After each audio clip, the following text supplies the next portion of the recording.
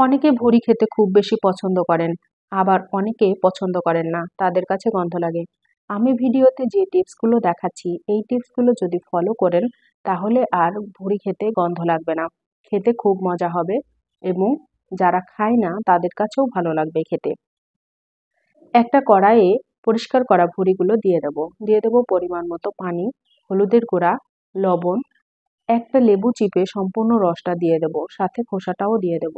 খুব ভালোভাবে আস্তে জালে সময় নিয়ে জাল করতে হবে।